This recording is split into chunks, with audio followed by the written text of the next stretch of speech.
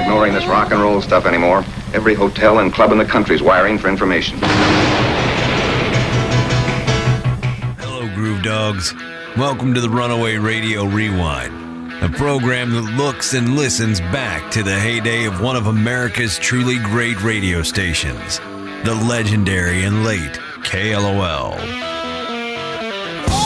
It's the Runaway Radio Rewind. And now, here's your host, Steve Robinson. Hey, thanks for being here. Now time for the Runaway Radio Rewind. We give you a new show each week to celebrate the late, great Rock 101 KLOL. Today on the show, we'll hear from local media guru Mike McGuff. We'll have an Uncle Waldo gem for you. But first, an S&P bit called Ladies Who Aren't Getting Enough. I think it will explain itself. Enjoy it. It's the Runaway Radio Rewind.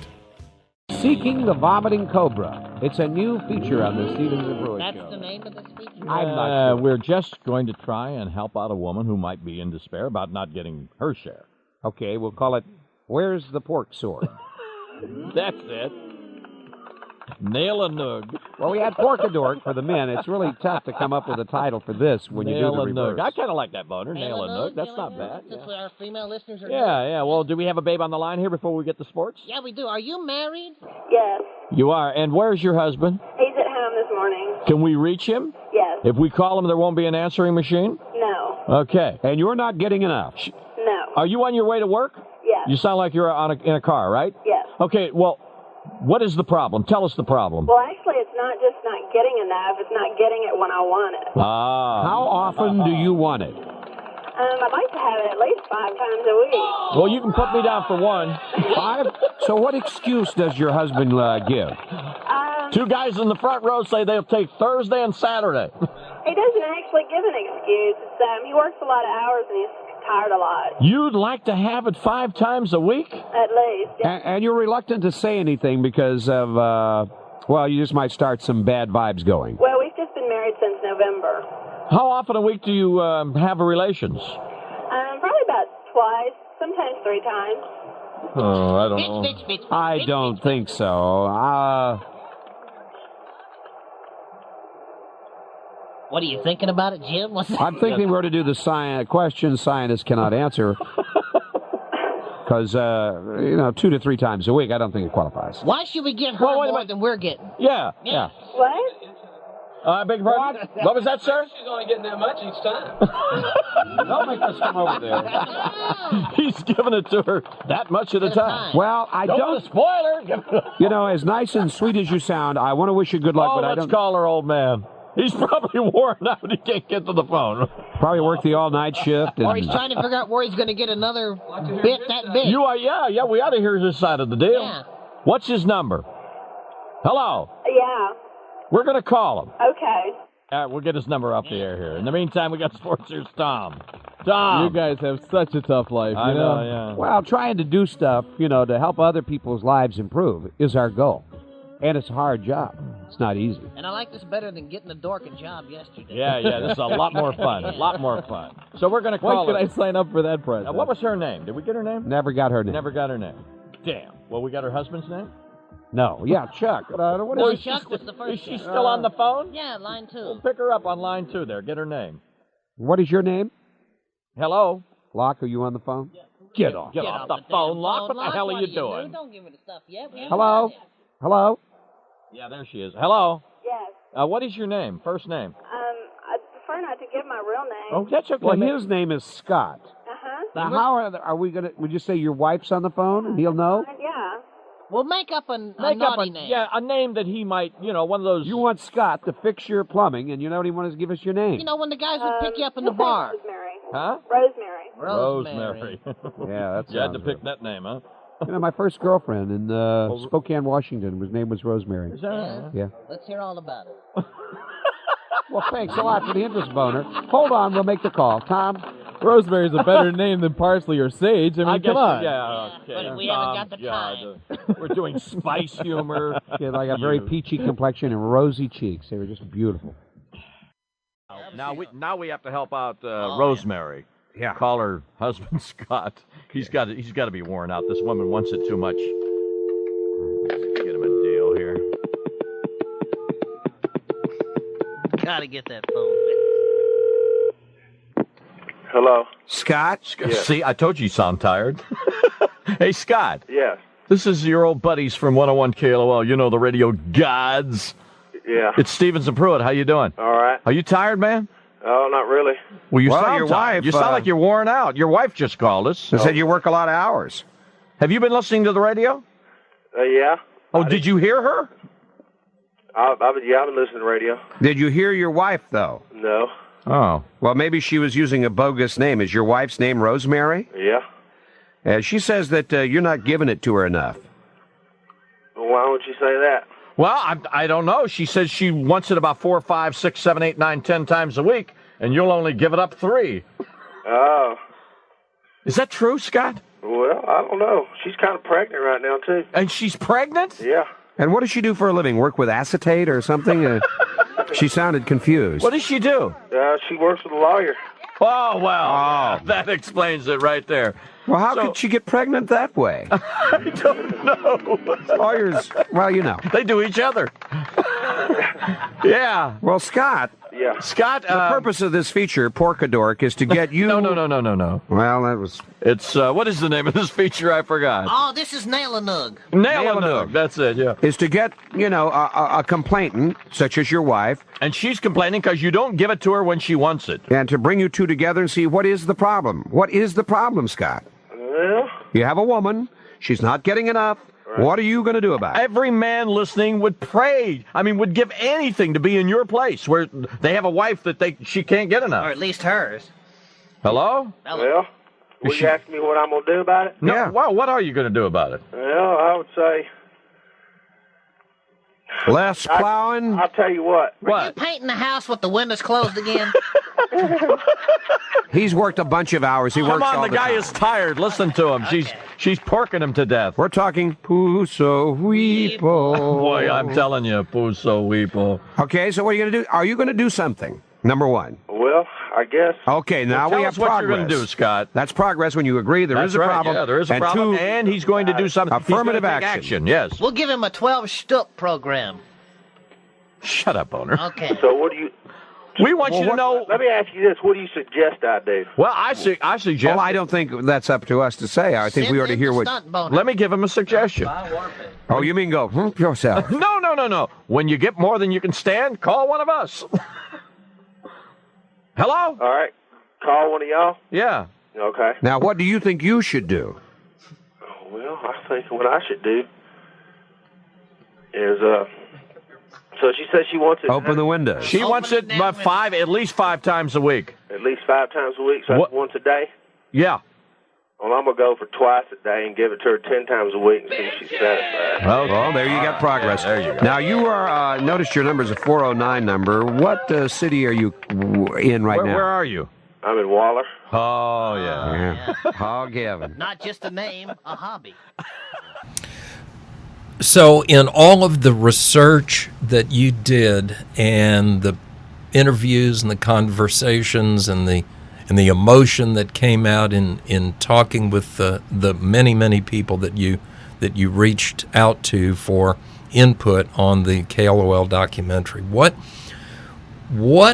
are a couple of, or one of the stories that you think represent one of the time periods, one of the great episodes in the KLOL history? Was it during the Rice Hotel days? Or was it during the Stevens and Pruett days? Can you have one story that just topped them all? I don't know if I can have one story to top it all. I would have to think about that for a while, because that's the problem, is there are too many stories about KLOL. It's overwhelming. I mean, I had a 4-hour documentary on my first cut because there were so many stories I wanted to include that I was like, this is great, but it's not as good as this, so it has to go, unfortunately. And especially I want to look for stuff that has a visual representation of it so you can kind of see it.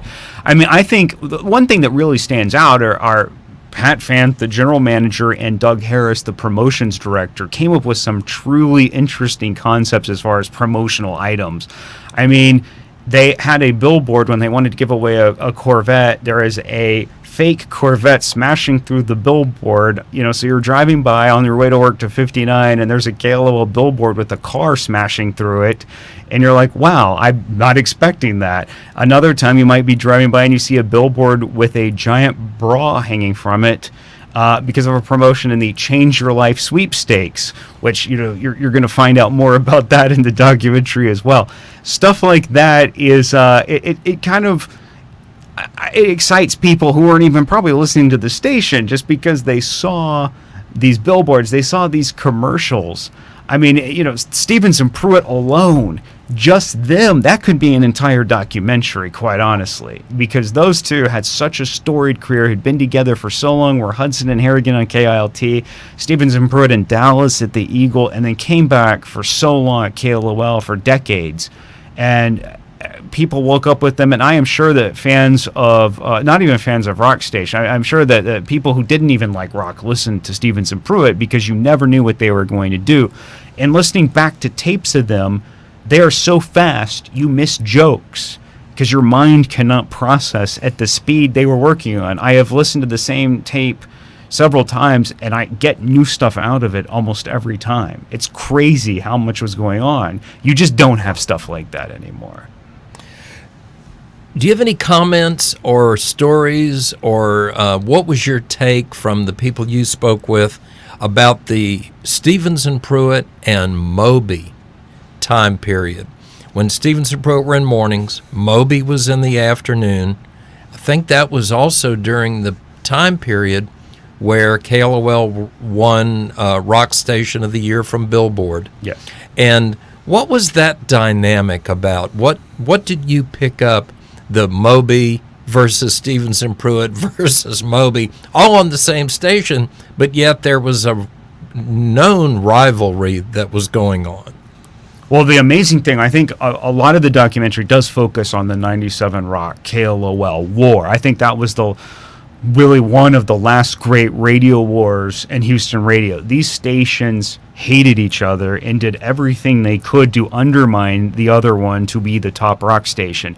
And KLOL was the well-known station. It was the heritage rock station. It had been around 10 years at the point that 97 Rock signs on the air, but 97 Rock had ABC Radio as owners, and ABC Radio would do anything to win. No, money did not matter to ABC Radio. So if they moved into the market and see KLOL suffering a bit, they will do anything they can to destroy it. So you have kind of the scrappy hometown team, locally owned, against the major corporate station, really battling it out any way they could, messing with each other's promotions, sticking bumper stickers over each other's stuff, trying to literally invade each other's promotional appearances to take over.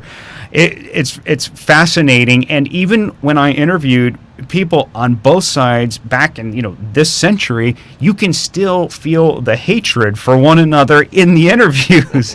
Like the emotion and the competition never left either side, in my opinion. It's fascinating that the war still kind of rages underneath the surface to this day. What's weird about the whole Stevenson Pruett Moby thing is here they did compete against each other for a brief time before 97 Rock went off the air, and then you have Moby disappear to Dallas and return on KLOL. Let me ask you another question. Do you mind if I come home? Yeah? Let me ask you one more question. Do you mind if I make KLOL my home? All right. Yeah? I'm not going to need this anymore. So here's like two morning shows who hated each other now on the same station, essentially competing with each other as if they were on separate radio stations, but they are on the same team. So they have to show up together and do the station rah stuff. But I think that probably great radio came out of the fact that Moby wanted to beat Stevenson Pruett and vice versa. I have some excellent pictures of Moby getting a haircut and Stevenson Pruett holding up like swords and axes to him, and it's a great visual joke of probably how they really felt that whole time. But yeah, I mean, you can't get better when you have competition and just pure passion and just competition is the word to beat the other one. I am sure the radio in that worked because they sat there and trashed each other, on air and made fun of each other all the time. And you got to think back to how much money these people were all making at that time. I mean, astronomical prices for these talents being here at that time. And no one in broadcasting is probably doing as well now as they were back then. It is unbelievable to think of just what kind of the high stakes that were happening at this time. Did you come across advertisers who were passionate about their relationship with KLOL? There were some key advertisers well known in the Houston market that were staples. They were a force. They were a consistent voice presence on KLOL during that time period. What did they think about the economic relationship and the benefit and the balance in their support of the station? I didn't go too much in the documentary about the whole sales portion just because it's there. Like I said, it's 4 hours, but definitely in the time of working on this and even before, I had always heard that there were Houston advertisers who lived by KLOL. Mattress Mac, Jim McInville, the owner of Gallery Furniture, was always, I remember this, broadcasting on KLOL. In fact, I found that he was doing, he did commercials that were explicitly for KLOL, with KLOL talent. So he obviously was a fan, or if he didn't like the music, he didn't like the personalities, he certainly liked the results KLOL got him and used that to his advantage. Rocky McCullough, who I think he worked at various car dealerships, but he always was on there with Stevenson Pruett. It's like Stevenson Pruett brought in advertisers almost like they were part of the show because they would come on. Of course, they did their advertising spot, but they would hang around and just kind of BS with Stevenson Pruett and talk, and they became a part of the show. And you didn't even really think about them as advertisers anymore necessarily as a listener. They were there, but you knew who they were. And I know for a fact that I.W. Marks, still a jeweler in town on Bel Air, I've talked to them. They loved KLOL because they could actually tell when one of their commercials aired because their phones would just start ringing off the hooks all of a sudden, and they would say, well, we must have had a commercial just to appear on KLOL. And, there's video on YouTube of Stevenson Pruett doing I.W. Marks commercials. They're out in a remote somewhere, and here they are talking about I.W. Marks. Out here in the audience, in the bleachers, 4th row, center field that we're talking to right now. Sir, could I have your name? My name is Terry Cummings. And Terry, is it true that all these diamonds, Beautiful, Terry. Beautiful diamond rings you got on, where did you get those? I.W. Marks, of course. And that's located conveniently, I understand, at 3841 Bel Air Boulevard. Excuse me. Right near Stella Link. Wait a minute. What's your name again? Terry Cummings. Terry, you have a New York accent. Quit goofing, all right? Stop goofing. We're doing an Steve and I.W. Marks and Irv and tell them that I sent you. Terry Cummings. Well, don't say hello to Steve. He ain't there no more. Oh, okay. They fired his ass. He's gone. Okay. So, Mr. Cummings, you really are sinking this spot. Yeah. Are you sure your name's not Dick? Well, go over and say Diane and Dick Cummings, I know that guy. Diane and Irv and tell them that Terry Cummings sent you. Sent you? You're really sticking it to us on this commercial, I'll tell you. Remember, are you sure you're not still working for that other station? I think he is. He thinks he's still one of our competition. Yeah. Remember, at 3841 Bel Air Boulevard, you're going to find I.W. Marks where they're having that big golden diamond sale. Yeah, half-price sale going on right now. Kevin, by the way, we shut that station down, remember? That's Terry. We killed it. We killed it. It's dead. And remember, I.W. Marks said, come visit us, and don't look for Kevin to be making a public appearance. And I know from working on the documentary, Jim Pruett would have these skull rings that he gave out to people. And I don't know if he was doing it at the time, but he certainly was doing that in the last years of his life. I know that he wore one, and when I would interview other KLOL people, they'd have the same ring. Well, I talked to I.W. Marks. They made that ring there, and they even still have the cast or whatever you call it that makes the skull. and they still have it in the back. So yeah, it's funny that I.W. Marks is still very high on KLOL, and when I've walked in there, they'll talk to me about KLOL because I had talked to them that I was doing the documentary, so they always are very excited to talk about KLOL still to this day. Probably wish they had something like that still on the air to advertise on, honestly, because you're targeting men, and I am sure that, you know, hey, it's time, Mother's Day, it's your wife's birthday, and those men would listen and say, hey, I'm a groove dog, I can go into I.W. Marks and get a discount for listening to KLOL.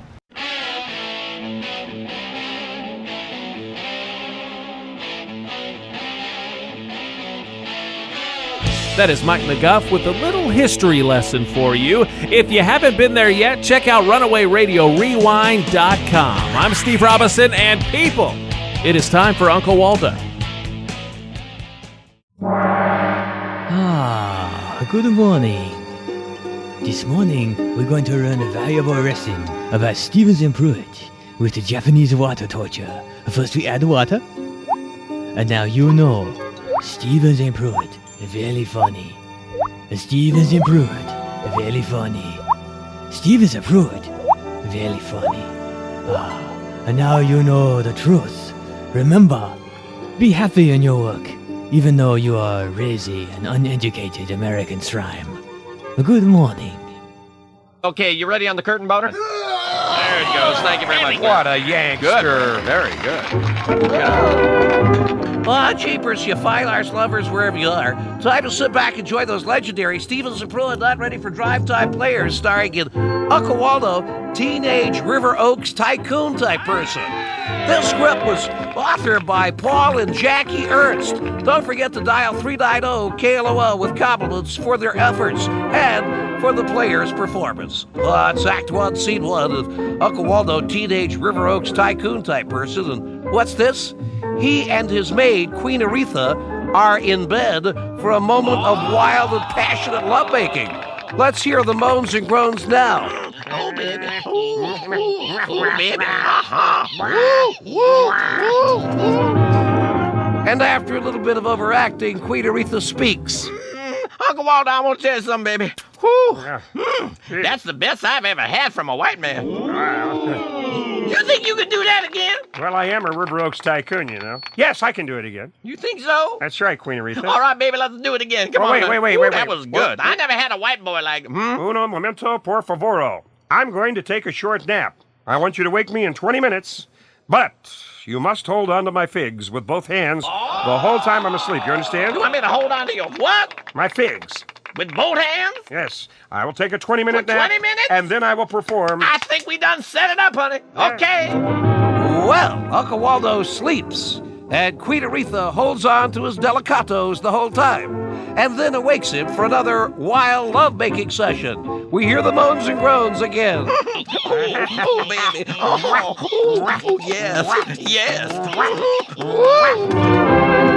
Whereupon Queen Aretha speaks. Oh, Uncle Waldo, that was fantastic, baby. Are you sure you could hold up for maybe a second time? Well, yeah, second time, no problem. But I'm going to need another 20-minute nap. Oh, that's right, yeah. And I'll need you to hold on to my plums with both hands while I sleep. I got the formula. All right, let me have those little things. All right. Well, once again, Uncle Waldo takes a nap, while Queen Aretha holds on to his Reese's Nut Cups. And again, she awakens him for another love-making session. We hear the moans and groans.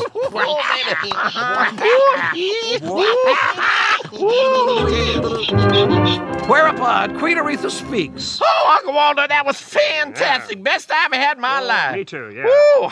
And I know what your secret is. Yeah? Your secret is me holding on to your little raisins while you sleep. That's why you can do that so well. Well, not exactly. Huh? You see... Why do you want me holding on to your little duties while you sleep there? Queen Aretha, I hate to tell you this, but there is no secret to my Promethean lovemaking ability. Well, it's just that the last time I porked the help... Yeah? She stole my wallet. Oh,